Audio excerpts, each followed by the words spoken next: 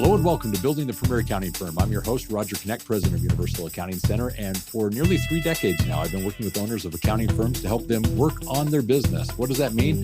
It means we're talking about things related to marketing, selling, pricing, working with their staff, training their staff, discussing onboarding, client retention, services to be provided, even all the way including things such as mental health. So this is a conversation that tends to always happen with the experts. Why? Because they have insights, perspectives, things that we need to consider as we're working on our business. And I'm honored to actually every week bring on the experts to share with us what we need to be considering as we're taking care of our clients and getting paid what we are worth. So I'm honored to actually have back on the show for a second time Heidi Ryder. Heidi is an entrepreneur and mother seeking to bring glory to God in all that she does, from homeschooling her 4 children to owning and managing 2 businesses. There's never a dull moment. She actually started her bookkeeping business back in 2017 and has since grown it to where she can use her time for her true passion, which is now helping other accounting professionals market their businesses. Now she owns Keepful. It's a marketing automation company that only serves bookkeeping and accounting firms, founding a mission now to empower bookkeepers and accounting professionals.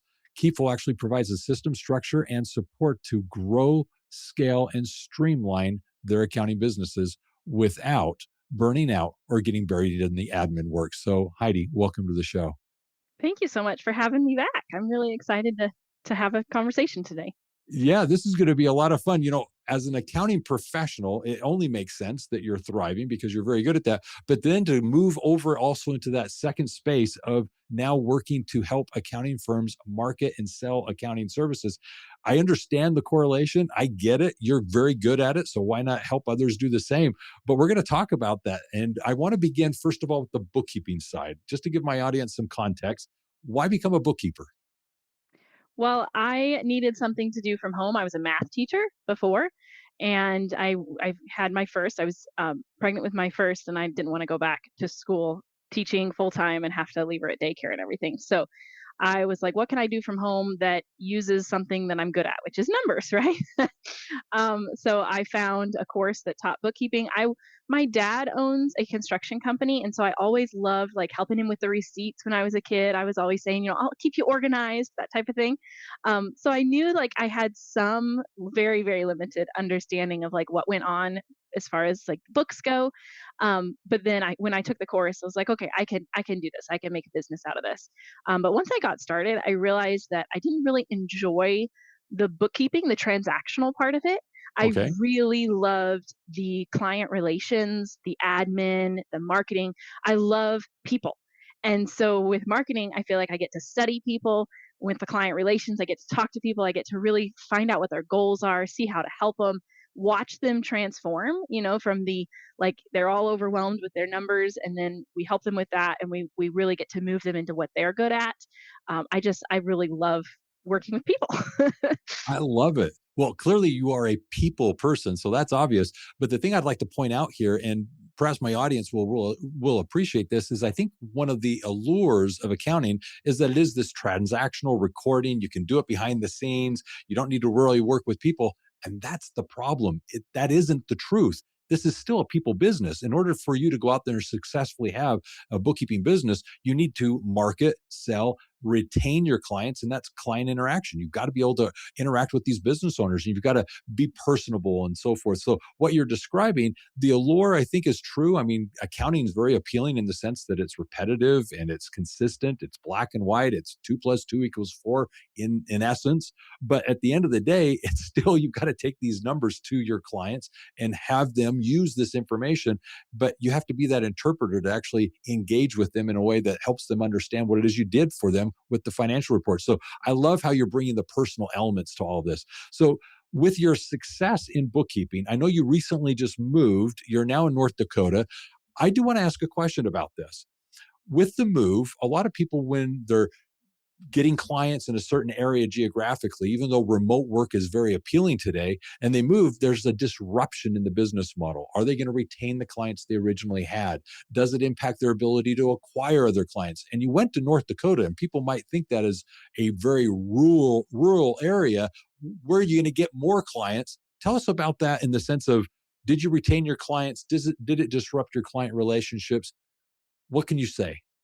Well, most of my clients didn't know that I even moved until a couple months after I did. All right, good. Because I kept I took a picture of what my office looked like in Georgia because I had it set up really nice. So I took a picture and I used that as my virtual background in the middle of the move, so you couldn't see the boxes and the blank walls, all that kind of thing. So my clients didn't even really know about it until I ended up telling them a couple of months after. So as far as disrupting, they didn't see a difference. We've been Love it. 100% virtual though since the beginning. It's something that was near to my heart. Like I wanted to be able to work from my own office on my own time, and especially as a mom, that became even more and more important.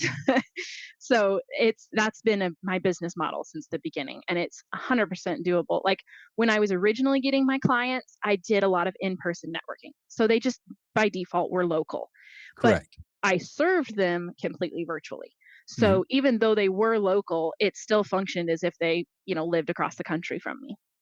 I love that. And I appreciate you explaining that because one, there's the allure of the remote work, which you're currently providing. You're doing it everything virtually, even though the clients initially were local to you. But the point is you were able to retain them as clients moving because it didn't disrupt their business. It didn't disrupt their expectations of your services. And I think that's hugely important. But that's a great segue now into let's talk about marketing because yes, you did get your clients locally, as you mentioned, but with Keepful, you actually offer this ability to market and advertise and grow a business remotely. So I want to talk, first of all, about marketing. Just generically, define marketing as to what that actually is and involves. So it's really making people aware that you exist.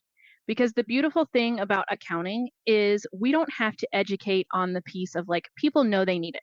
If they're a business owner, they know they have to keep books because they know they have to file taxes. So this industry is unique in that we don't have to educate people in like you have a need and then we tell them the solution. It's really just a matter of making people aware that you are the solution to their need, and that can be really as varied as your business is. I've seen a bunch of people do it a bunch of different ways. So you could be hyper local and do everything in person. Make sure you're targeting your network there in person, or you can be try to be as wide across the states as you want, or even go across the ocean. I've seen people that we have a Keepful member. She lives in Italy and she serves US clients. Like that's her niche and she lives over there. So it's Yep. like there's a lot of variety. It's just really making people know that you exist because it's that top part of your funnel and you want it to be the widest part of your funnel. And you're just trying to cast this really wide net to make people know that you're out there. I love this. No, excellent explanation. And I appreciate you bringing the expat component to this because now with technology, the life of a bookkeeper can be so diverse. I do know of expats that are traveling. They go and as winter comes in, they go south and they actually do the work. The client's none the wiser, and they're able to actually have this phenomenal lifestyle, doing what they want, when they want, where they want, and still service their clients. And so technology has afforded us a totally different experience than what 10 years ago, 20 years ago was even considerable. So this is great. So as it relates to marketing, where do you see maybe accounting firms or bookkeepers perhaps making pitfalls or mistakes as they're marketing their businesses? Are there anything that they should avoid doing because it is a problem? The language is the number one mistake I see. Well, besides not doing it at all. Okay. All right. There Beyond are not people who doing it, avoid it's them doing it. it, perhaps not communicating well. Okay. What do you mean by that? Yeah. So a lot of times, like you and I can talk about accounting. We can talk about financial statements, the cash statement of cash flows. Like we can talk about those things and we understand what we're talking about. It Mhm. makes sense to us. But if we were to go and use the same language to the business owner, they might have a general idea of what we're talking about, but it's also really overwhelming, intimidating, perhaps shameful for some of them because when they Mhm. think about their numbers, they don't a lot of times they don't understand them, but they also feel like they're not doing as well as the people around them. So there can be a lot of feelings, a lot of really big feelings when it comes to business owners' numbers. So as bookkeepers and accountants, we can miss the mark by using words that make sense to us but don't resonate to the ideal client. So I see a lot of people, and I did this too. Like when I think back to what my first website was, I cringe because I was using words that looked really good to me. Like it made a lot of sense. I'll reconcile your accounts, I'll keep your financial statements, all this kind of stuff. But it wasn't the message that hit with the business owner. They wanted to know, I made money last month, but it's not in my bank account. What happened? Where did it go? So they're using, not that they're using dumb words, it's not that. It's Mhm. just, how is the language usable for them? What makes sense to them? What if you were to sit down with a business owner, or the business owner was to sit down with a friend, how would they say it? What would they be talking about with what their problems are, what their bookkeeper did for them? Like, how would they explain it and use that language instead of bookkeeper to bookkeeper talk? I'm loving this because it's so obvious and simple, but it's so often that missed mark. And so I'm going to elaborate on a few of the things that you're mentioning. One, we do as a profession have our own vocabulary. And one of the things that I think we fail to realize because it becomes so natural to us is our vocabulary, and it's not perhaps that of the business owner. And so the first thing that I'd point out is how valuable it is for us as accounting professionals to understand and embrace our role as a translator or interpreter of the language of business. Accounting is that language of business, but it's not what the business owner necessarily speaks. They speak what their industry and what their profession is. That's their expertise. And so when we're talking, like you illustrated, that of bank reconciliations, what, you wrestle the bank? I mean, what are you doing here? Accounts payable, accounts receivable. I mean, we throw these terms around as if everyone knows and understands, and that they don't. Accounts receivable, whether or not you're getting paid what people owe you. I mean, it's very simple. But yet for us, I think that communication is so important that we need to kind of look at it through the lens of what it is the owners are looking for and expecting, and use terms that they can understand. That's the first thing. The second thing that I'd point out is, as it relates to this conversation about the accounting services, we have to understand that when we're marketing, we've got to realize that we've got to be willing to actually entertain the fact that these people just don't know what they're wanting or needing, and they can be intimidated or scared because they don't know what questions to ask. I think that's very important because I recall distinctly one of the conversations I had with a potential client as I was onboarding them. I shouldn't say potential, I had just acquired them as a client. It was my first meeting, and they were avoiding me just simply because of the fact that they knew that when that first the onboarding meeting was going to happen, I was going to ask questions about their business. And the spouse, she was very intimidated. I've got a booming voice, and I do come across kind of daunting. I get that. I can be intimidating. But the point is she was unprepared for the questions. She knew she ran a multi-million dollar business, but she expected me to ask questions about her company that she couldn't answer, but yet she was the owner. So she was fearful that I was going to put her in a position to look inferior to who she was.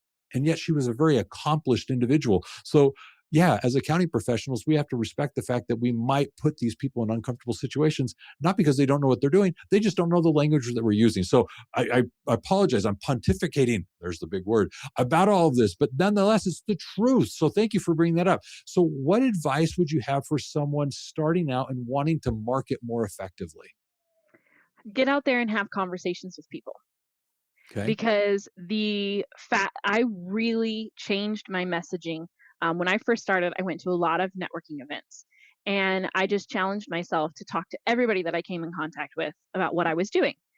And I won't say it's easy, because it's never easy to do, but it's a little bit easier when you're new to do that, because you're saying, "Hey, I'm starting this thing," and you can be all excited about it, and it's I'm starting it, right? So people understand why you're talking about it a lot, because you're starting it. And every time I introduced myself, I would tweak the messaging a little bit, because you can see there's nothing like in-person feedback of when you introduce yourself and you just see their eyes glaze over, or you see them like, huh? You can just literally see the question marks, right?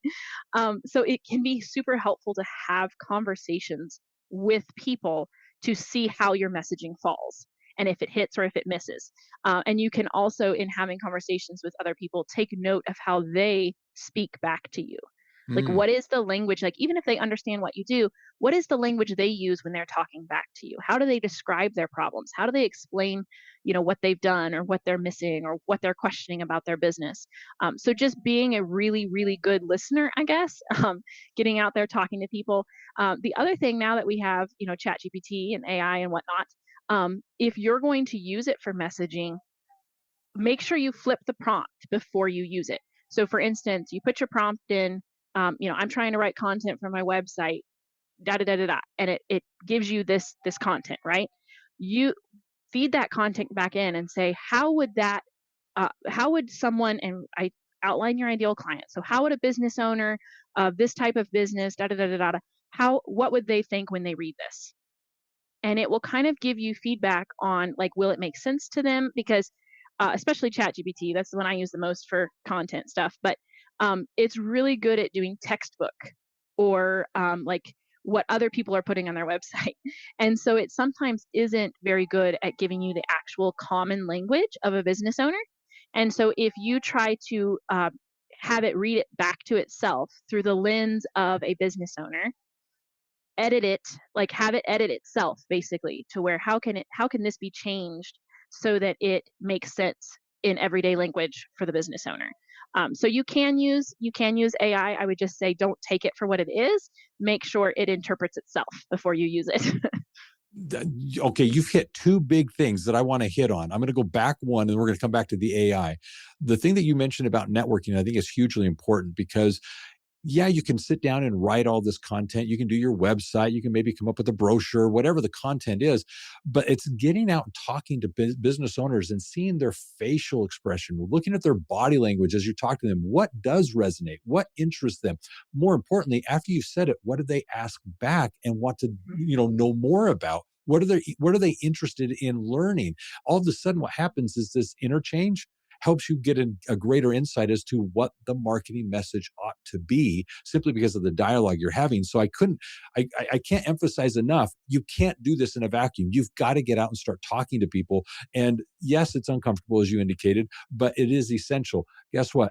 Nobody's going to hit you. No one's going to yell at you. Nobody's going to hurt you. You're fine. You'll be okay. So get out there and start talking to people. You mentioned the word you're starting. One of the things that I have as advice is I've tried to say, avoid using the word start. I'm not saying mislead anyone, but I say use the word now. I'm now offering bookkeeping services. I'm now offering tax preparation services. I'm now doing CFO and advisory services. It's not to say I'm starting. I don't want to give the impression that you're new and you don't know what you're doing and they're going to be the guinea pig that you're going to test this on. No, no, no, no. I'm now doing this. Oh, great. That's wonderful. And it can perhaps actually just in its very subtle way give a little bit better of a tone. So that's one of the things that I heard you say that I'd like to just point out. But you're right. Don't be afraid to point out that you're starting and this is something that you're now involved in because the enthusiasm, the excitement, the energy you're going to bring will be contagious. Now let's go to the AI. I love that you brought up AI because we should all be using AI in so much of what we're doing, if not everything that we're doing. But you illustrated well. You talked through the use of the AI. You're trying to write some content for your website. You went to the AI and you gave it a prompt and you said, I'm preparing this for my website. I'm trying to write to this audience. I'm trying to explain these services. I'm wanting them to understand not only what I'm doing, but the benefits they get from me doing it, and it writes it out. But that's not enough. You want to now, like you say, take the content that it just provided and say, you're a business owner and you read this and I'm wanting this to resonate and be compelling. Is this compelling? And all of a sudden you're having this dialogue back and forth. And the beauty that I have of AI, the thing that I really enjoy about AI, it's like talking to the smartest person in the room. You get to have this dialogue back and forth about what you're doing, and you can just go as deep as you want to. And the fascinating thing is when you're still done, you're the owner of the company. You get to do that final finessing, putting your fingerprint on whatever it's created or done to make sure it is ultimately what's you. Is it your persona? Does it actually still resonate you as a person and as a business? Is there anything more you would want to explain as to the use or application of AI in that context? Well, the other day, I just from the Keepful standpoint, the other day I went Yeah. into chat and I said, "What do you know about Keepful?" And it spit out what it knew. And then I was like, "How does it compare to, Notion? How does it compare to this software? How does it compare to HubSpot?" Like, I started asking it questions, and it was selling me on Keepful. I was like, "This could be a salesperson." So, like, don't be afraid to ask it random questions. Like, what do you know about bookkeeping? How would you sell bookkeeping services to, I'm this kind of a business owner. How would you sell bookkeeping services or accounting services to this? Like, what would you say about this? And just see what it gives you. Because it can be kind of fun to have that back and forth dialogue, like you were saying. Exactly. Well, I can't say it enough. I think it's just intriguing. It's literally as if you get to sit down with that person that you would imagine having coffee or breakfast with. This is the smartest person in the room. You get to now have its undivided attention and ask it whatever you want. And you get to ask it to do things for you. Hey, you're pretty smart. You know how to do this. How would you do this? And you just ask the question through the prompts. You write the question out and you say, I think you're a pretty smart business owner. I think you're a pretty smart marketing person. I think you're a pretty smart this. How would you do this? And you just ask the question and see what it says. And then you say, well, that was interesting. What would you change about it? And you just have this dialogue and you could have forever a long conversation. The question is what are you trying to get it to give you? And that's the idea behind it.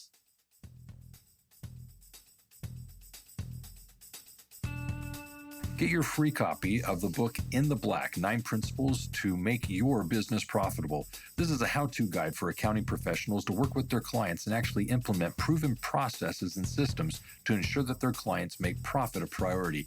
It is in this book you'll actually learn how to map the business and, in fact, make marketing, accounting, and production a priority within your client's business. You also learn the wisdom pyramid, how to actually take the information you're providing to your clients and effectively use it so that they can make more informed business decisions. This book is designed to help you communicate more effectively with your clients and, in fact, have them see you as their profit and growth expert. Get your free copy now of the ebook today, In the Black, 9 Principles to Make Your Business Profitable.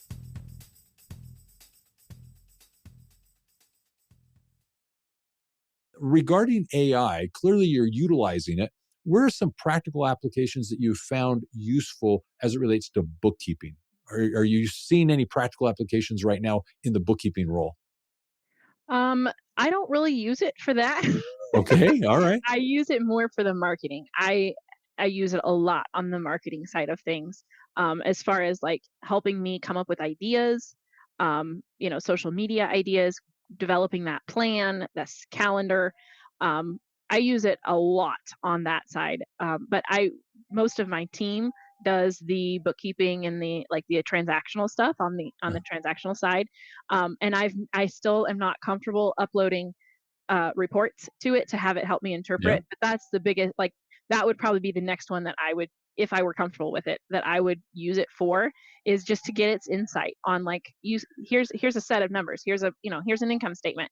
Tell me what this means, and see like how, having my own idea of how I would explain it, I would love to see what it would say and how it would explain it to the business owner. Just to kind of, out of curiosity, see like, how would you explain this? Oh, yeah. Well, just to address it simply because I brought it up, what I would suggest, just as a simple exercise, take your financials that you just mentioned, strip out the content as to what it is specifically for, whatever company and so forth. You can leave the chart of accounts, but anything that's descriptive enough that would indicate who it is, you just remove all of that. Take that more clean file and just provide it to the chat. And what you're going to do is just start asking it questions. You're an accounting professional, you offer advisory services, you're going to review these financials and you're going to point out 3 things that ought to be considered or addressed that the business owner needs to look at. All of a sudden you start having a conversation about the financials, and it's going to give you things that you can now take, and which of the things it offers you're wanting to bring to the attention of the client, but you get to take that information now and kind of see what did it bring to your attention that you weren't necessarily noticing or observing, that all of a sudden you're aware of, that you get to now consider, okay, as the accounting professional, here's what I'm going to take to the client. They don't know that you use the AI. It's a tool you're using to do your job better. And so that's the idea behind it. Let's go back to the marketing though. We were kind of alluding to this earlier, but I want to revisit it. Accounting professionals, it's not unheard of to hear them say that they're intimidated by the marketing, that it's not their wheelhouse, it's not their comfort zone. What advice do you have for someone that might struggle still with this discomfort going out there and marketing their services? So I think we are in a really unique industry when it comes to marketing. That, again, what I was saying before, like, we don't have to educate the person on what they need. They know they have a need. We don't have to be salesy in the fact that, like, the IRS is forcing people to have a solution, right? They have to have a Yeah. solution. Has So to be we done, and there's a deadline. exactly. So we don't have to be salesy, because I think that's the first thing, at least I know that I thought of when I was starting my business. It's like, I don't want to be a salesman. Like, you hear all these things about, right, the used car salesmen. But like, you don't have to be salesy in the sense of like pressuring people to make a decision. You do need to be present, because a lot of times you don't get sales because they don't know you exist. So you do need to make sure you are letting people know you exist. So you need to be present. You need to be confident, not not pushy, but confident, because how you carry yourself is how people are going to see you, even when you're starting. So I really loved what you said, Roger, about not using the word starting, but saying now.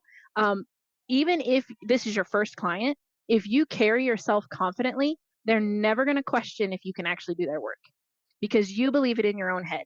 So Mhm. you have to get to the point to where you believe it, that you have the solution, that they have a problem and you have a solution, and you have, like, you need to offer that solution. They need your solution, and you need to be convinced of that when you go to have that conversation with them.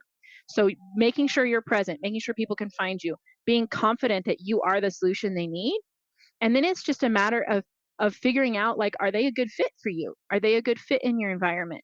Would they be a good client? Are they, you know, do you guys mesh? Because it is, at the end of the day, it still is a person to person business. You are still having to deal with the person behind their business. Then your team, if you have one, is going to have to deal with that person. So do they fit in your culture as a good client? And so it's really just a matter of having a conversation. So once you get the mindset down of like, I'm not pushy, I'm not giving them something they don't need, I'm not overpriced because you're not. You are a premium service that they need, offering the solution that if they didn't have it, they would not be compliant. They would get in big trouble. They would have some really bad, stressful days. So you are the solution that they need. You need to know it. You need to be confident of it, and just show up and be present. And then it makes it a lot less intimidating, because you're not trying to give them anything they don't need. You're not trying to convince them that they should buy from you. You're just offering the solution, and really listening to what their problems are.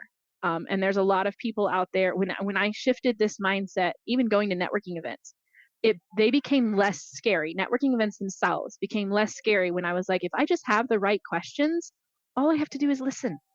And if I'm listening well, then I know when my solution can be offered.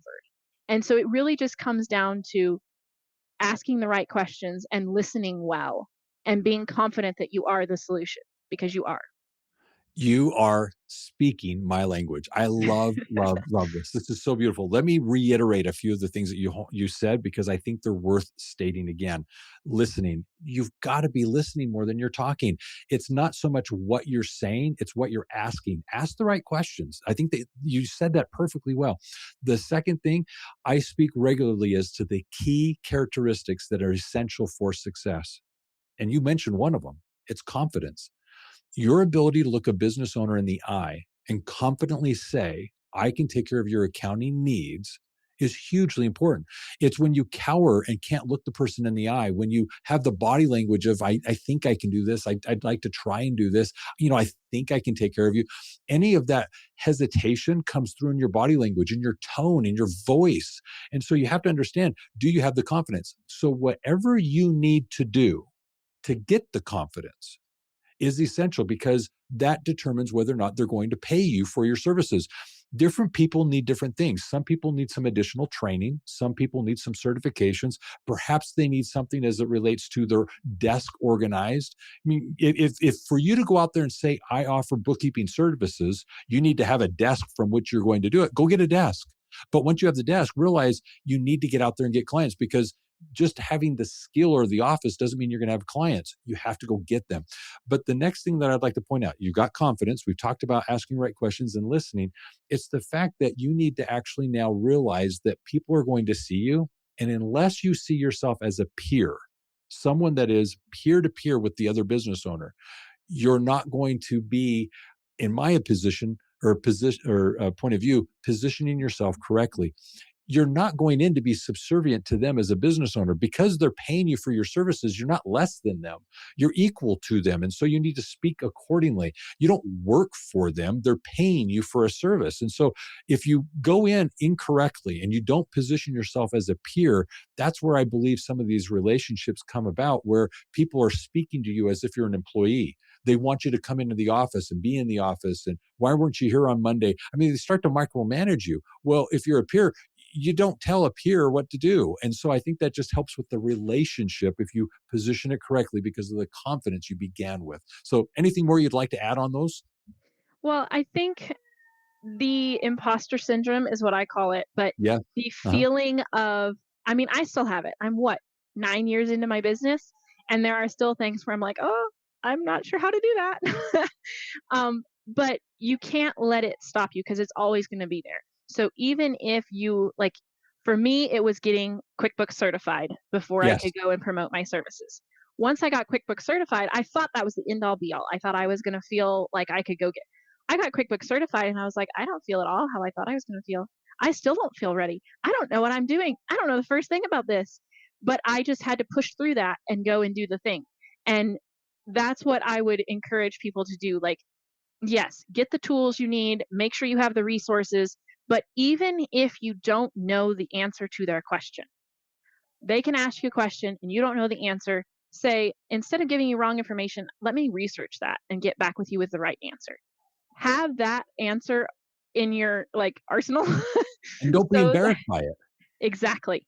So that you know where to go for the answers and you can be confident. Like, I might not answer your question immediately, but they actually don't care how fast their question is answered. They want the right answer. So just be confident no matter how you feel, walk confidently, knowing that you can find the answers. You are dedicated to getting them the right answers and doing it right. And you're not going to, you're not going to do it halfway. You're not going to do a bad job on purpose. You're going, and even if you make mistakes, it's not a problem. A mistake means you've learned more than you knew yesterday. So now walk in that confidence. Like, you don't have to exactly all the time feel confident, but you need to walk confidently. I love this. This is so good. I'm going to segue this and do a shameless plug. And this is something that I'm feeling is very appropriate at this time. When you're talking about these insecurities, the imposter syndrome, I think one key element to averting that is getting out there and being with your peers, other bookkeeping, accounting professionals, and realizing you're no different than the rest of them. When you go to a conference and at a conference, get to be with your peers and realize this individual who looks like me, talks like me, they dress like me, I can do what they're doing. And oh my heavens, they're twice as busy as I am. They have a firm twice the size of my own. All of a sudden, what seems impossible seems extremely realistic and practical because you see amongst your peers, you're no different than the rest. Those insecurities that you're describing, they also have them. The journey that you're expressing that you're on right now, they've been on that path.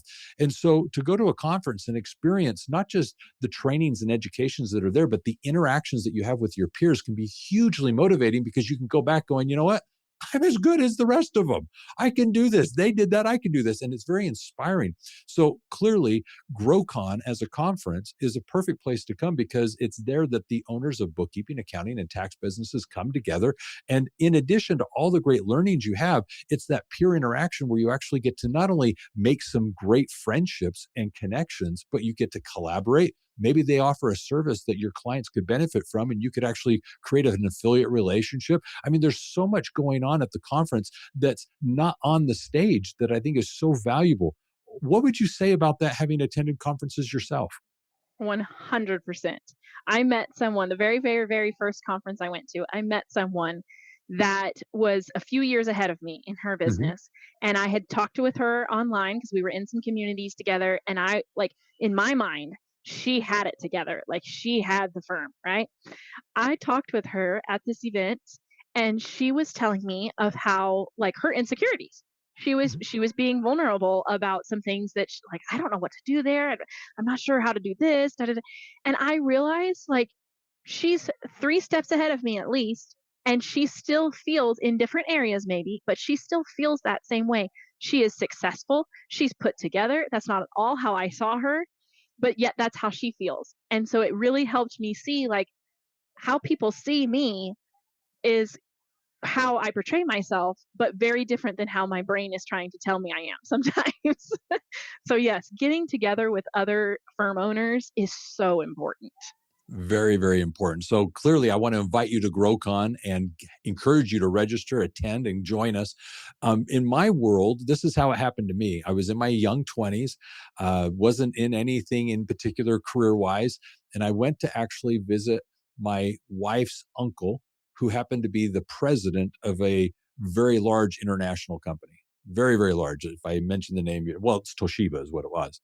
So he was one of four presidents. He was over the international market, very successful, multimillionaire. I mean, it was just impressive. I mean, the beautiful home where we went and stayed. Here's the funny thing: over the course of a few days, live or staying with them, I got to see him as a person, a husband, a man.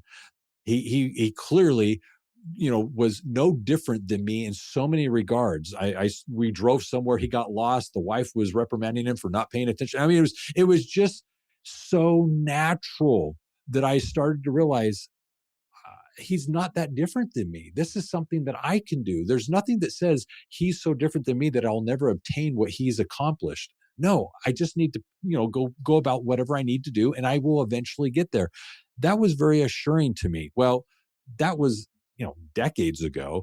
But when you go to a conference and you meet someone like you just expressed, all of a sudden you see them as a person. And yes, they're very accomplished and successful, but nobody's perfect. And yes, they have their challenges and struggles that they're facing. But the point is they're facing them and they're pushing or leaning into them. That's beautiful. The imposter syndrome, just as a secret, it doesn't go away, because the one thing that you acquire the experience in, there's something else that now is next on the horizon that you have to go for. And guess what? There's a first to everything. And so you're eventually going to have a first client. You're going to have this first situation with this, first experience doing that. But what you want to bring is the passion and enthusiasm that kind of enables you to push through it, because you're excited to get to the other side. Anyways, lots going on here. As it relates to conferences, I know you're going to be at GrowCon. What's something about GrowCon that you have found to be, valuable? Why should someone attend it? I have found it to be a very refreshing time for me. As a mom and, all the things, homeschooling, taking care of the kids, keeping my businesses, like I have a lot going on at any given Mhm. day. And so I can get to feeling pretty tired, or I get a lot of good ideas and I feel like I'm stuck. I have nowhere to implement them because I don't have any extra time to put them into Mhm. action, which can, again, that mind that comes in and tries to beat you down. So I find these conferences like GrowCon a time for me to be just a business owner. I can set aside, being mom, being teacher, all those things. I can focus on being a business owner. It refreshes me because I see other people that are doing what I'm doing, just like we were talking about. And it kind of restores me to get fired up again about my businesses. And it really gives me, I try to be intentional with it in that I focus on like what are my next year goals. So typically a conference like GrowCon is where I sit down and I goal map for the next year. And it's easy for me to do that because then next year at GrowCon, I can look back and say, oh, I remember where I was last year at GrowCon. And these were the goals that I set. I met Yeah. these and I didn't meet those. And now let's pivot to these. And so like I find conferences refreshing because of just who I'm around and the content I'm consuming and that kind of thing. But also it's a really good time for me to reflect and to look forward. That is beautiful. I love that. You brought up now the two next questions I wanted to ask, and might lead to a third. You're a mother, and you take that very seriously. You have four children, and as you're doing this, you're also homeschooling, running not just a bookkeeping business, but also an accounting marketing business. I'd like to ask, because I'm sure many of my audience are saying, how? Because they, like you, are dealing with these other responsibilities. What advice do you have for someone who is a mother, who has children, who is trying to run a business? What advice do you have for them? How have you juggled that? So I'm going to pass on some advice that I learned last year that has been huge for me. Um, as an entrepreneur and a parent, you're never going to have a balance. And I know we all strive for balance, right?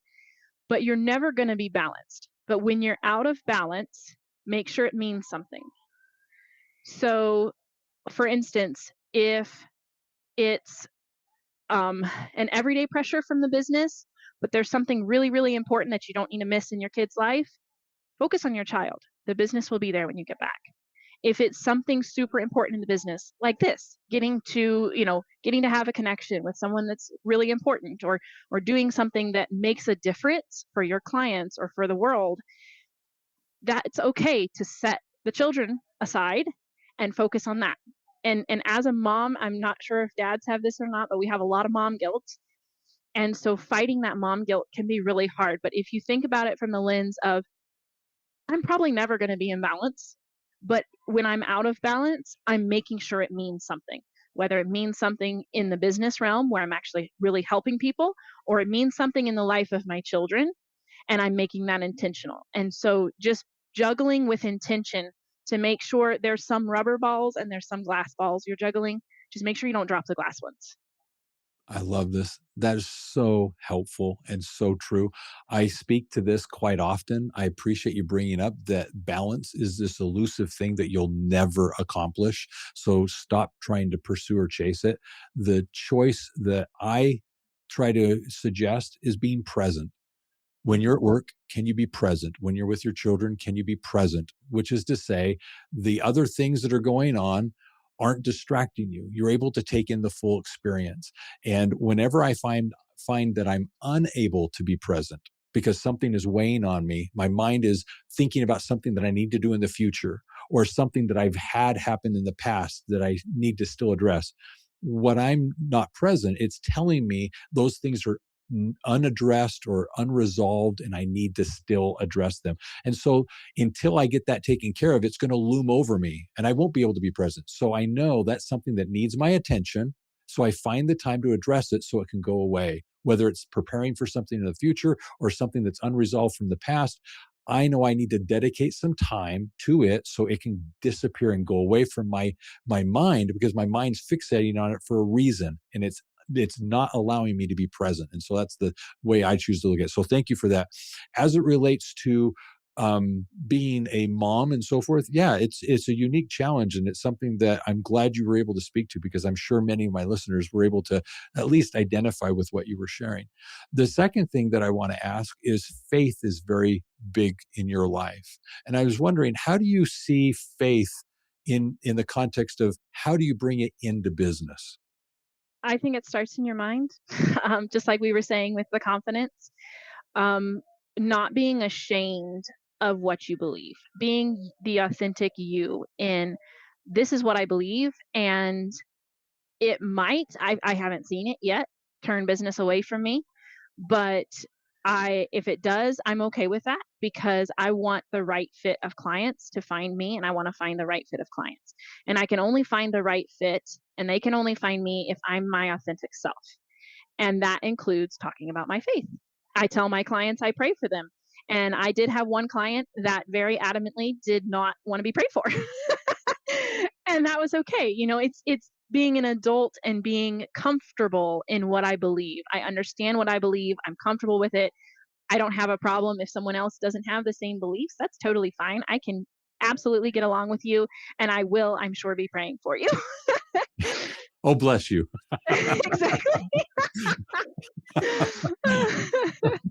Well, first of all, I appreciate that. I appreciate the genuineness of it. And honestly, I think that anyone that has a faith is a better person, only because it can be very affirming to who they are, their authentic self, right? And being true to that, I think, is very valuable. So what you just shared is, I think, important, because when you're working with your clients, it allows you to be authentic, because you're able to let them know that this is important to you. And if they're interested, they can actually kind of learn more about it and be embraced by it, because it's genuinely part of your entire self. It's who you are as a mother, as a business owner. All these things have that element kind of interwoven within it. And I appreciate that. And I think that's very nice that you're able to comfortably put it out there for people to embrace and know about you. So that's just beautiful. I appreciate it. Here's what I'm going to do. I'm going to start wrapping this up. And as I wrap it up, I want to point out, first of all, an offer that Heidi has put forth. This is something that I want to encourage all my listeners to take advantage of. And then I'm going to do a summary and come back to you for a closing thought. But for my listeners, I want you to go to the episode description, because regarding Keepful, and the services that she provides for accounting firms, you can go now and book a demo or purchase by going to keepful.com. One of the things that I would encourage you to do is definitely reach out and speak with Heidi as it relates to marketing. If you're struggling with marketing your services, if you're trying to actually do something more online and actually have a presence on the internet, if you're trying to market your services to get remote clients, definitely take advantage of this opportunity to speak with Heidi, because she can clearly give you a pathway to accomplish that successfully because of what she's done for not only her own business, but at the same time for her multiple clients that she services. So take advantage of this opportunity and definitely go there and learn more about what Keepful can do for you to get the bookkeeping clients that you deserve. In addition to that, one of the things that I'd like to share is the Mom-Preneurs Challenge. The Mom-Preneurs Challenge is designed for the next 90 days to help you work both on your personal and your professional well-being. It's enabling you to actually focus on yourself, but more importantly, your business to have the premier accounting firm. It's here that you're going to learn the business model for accounting firms. It's here you're going to learn time management, just a variety of things that over the course of 90 days will enable you to actually have the best year yet in your business. Now, for this, it's a very simple process. It's free. You sign up by going to universalaccounting.com/podcast.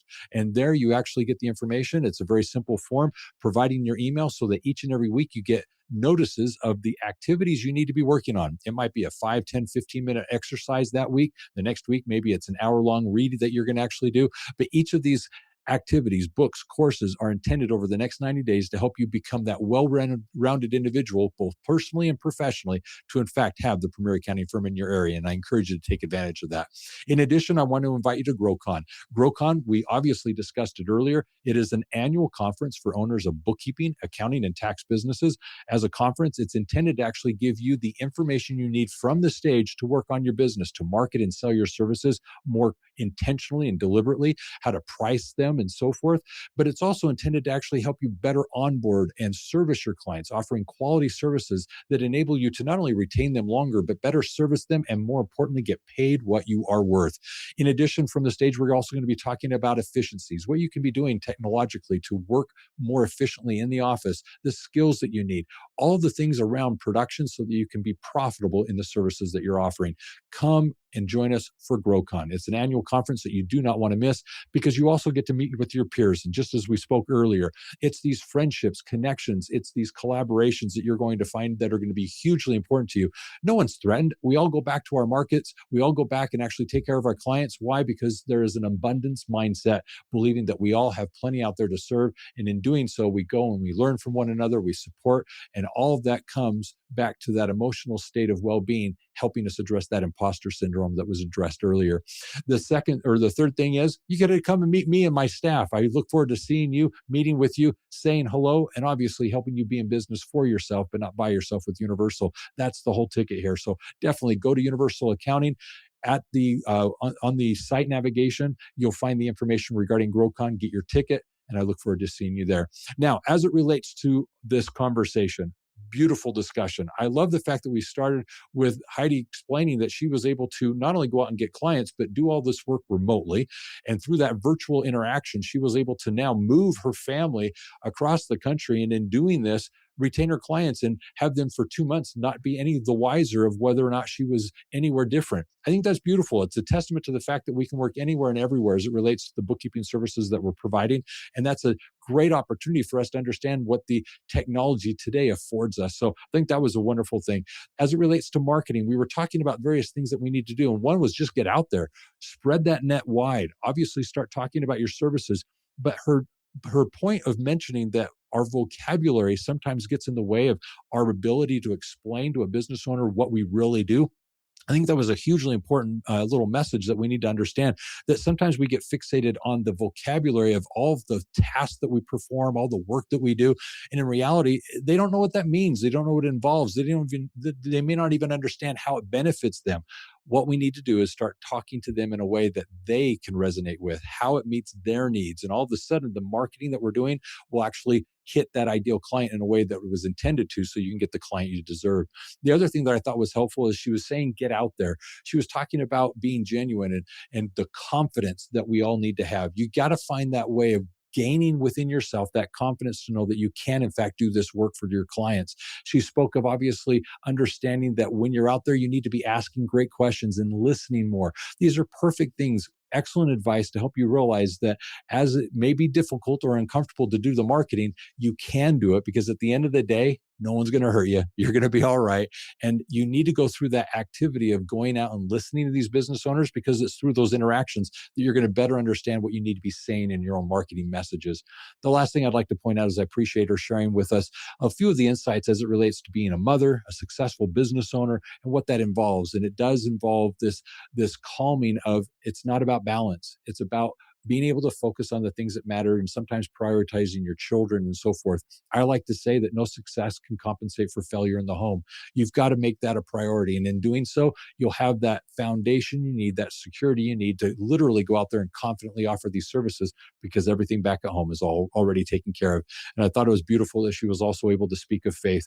Faith is genuinely who she is, and she's able to actually take that with her clients and be true to herself. And I think that's hugely important, because for me, faith is huge. It's enabling me to actually know that at the end of the day, I need to be honest with my fellow man, because I'm going to have to do an accounting to my God as to what it is I did with my fellow man. And I have to understand that through those interactions, I was truthful, I was forthcoming, and I was honest. And that for me matters. And so for an individual to know that I am also a God-fearing person, I think that just builds a good deal of confidence in them to realize that they can trust that what I'm going to be doing is going to be fair. And as I said, I would. I can be a man of my word if I could say it that way. So lots of great little gems here in our conversations today. Heidi, what would you like to end with? Whatever that thing is that scares you, that's what you should go out and do. A lot of times it's going out and having those conversations with people, and whatever it is, it could be that, it could be taking another course so you can offer a new service. Whatever it is, I have found that the thing is, whatever the thing is that scares me at the time, that is the thing that I should be doing. So I have to face it head on and go and do it. So that would be my challenge, would be whatever that thing is that's scaring you, that you're avoiding, go and do it. Do it. I love it. That was beautiful. Well, Heidi, thank you again for coming on the show. It's wonderful to have you on a second time. I'm happy to have had this conversation. I thought we touched on a number of great services and things to consider as we're working on our businesses. For my listeners, if you haven't already, if you haven't subscribed to the podcast. We'd love to have you here each and every week to hear what we're actually discussing, because it's in these conversations that you're going to get those little gems, those things that you need to be considering to have the premier accounting firm in your area. In addition to subscribing, join us for GrowCon. Go to universalaccounting.com, and there in the navigation, get your ticket. We'd love to actually see you at the conference and love to learn a little bit more about you. And I'd like to actually think that we can build on this conversation we're having as it relates to, it's an online podcast. Well, let's meet in person and see where it goes from there. In addition to all of this, we also have programs at Universal Accounting that you can take advantage of to increase your skills as it relates to bookkeeping services, tax services, advisory services.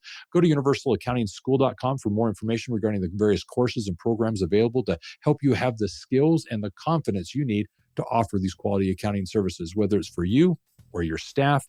Go to Universal Accounting School and find out what programs exist today to help you become competent as an accounting professional to better service your clients. And then lastly, if you have any questions regarding this or other topics that we've discussed in previous episodes, feel free to give us a phone call. You can reach us at 801-265-3777. And always remember this, accounting success is universal. Take care. Have a great day and be safe out there.